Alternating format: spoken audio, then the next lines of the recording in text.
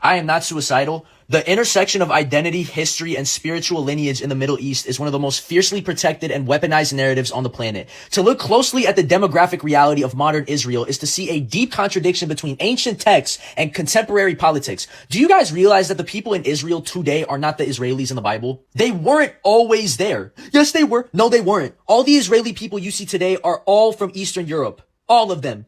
There's a reason why DNA testing is highly regulated in Israel. It's the reason why they get so defensive or whenever they get asked where their great-great-grandparents were born prior to Israel. The real Israelis were melanated people. Before these people from Eastern Europe that you guys see today arrived to Israel, it was a land filled with noble, humble people known as Israelites. It says it in the Bible. Spiritually in tune with themselves, they were the real God's chosen people. But then these fucks from Eastern Europe arrived, completely slaughtered them, and now run with this twisted narrative and lie that they are the real God's chosen people narrative so they can wear the stolen crown. So now they run with this for centuries, and it's not true. God's chosen people don't murder, cause mass genocides, cause mass world problems, wars, steal land, look down on other religions and people, assassinate or kill anyone who goes up against them or calls them out for their bad behavior, etc. They don't poison our foods and waters. No, God's chosen people does not do that. To truly understand this dynamic, you have to look at the massive gap between the indigenous Semitic people of the ancient Levant and the demographic of the modern state of Israel.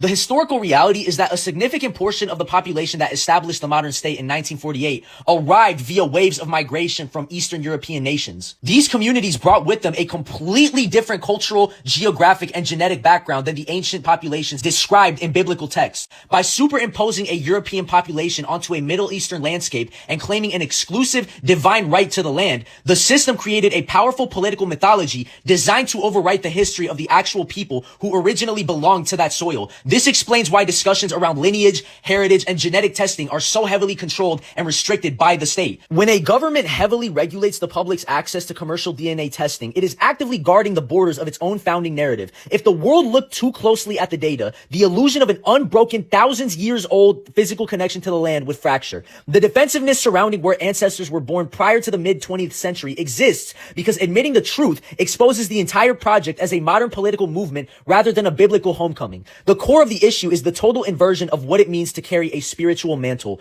True spiritual alignment is rooted in humility, peace, and coexistence with the land and the people around you. When state power is built on displacement, military violence, and the systematic erasure of neighboring communities, it completely contradicts the moral laws laid out in the very scriptures used to justify that power. You cannot claim to be the guardians of a divine legacy while using state-sponsored violence, land theft, and foreign intervention to crush anybody who stands in your way. The solution requires stripping away the religious justification from what is fundamentally a modern colonial project. The world must stop allowing secular governments to use ancient texts as shields for international law violations and human rights abuses. True justice means recognizing that no population holds a divine monopoly on human value or land rights, and that true spiritual nobility is measured by how a society treats the vulnerable, not by the power of its military apparatus or the rewriting of its lineage. The modern state was not created by a divine miracle. It was engineered through Western treaties, specifically British colonial mandates, to place a strategic outpost right in the heart of the Middle East. And we need to look at exactly how the Western powers engineered this entire swap,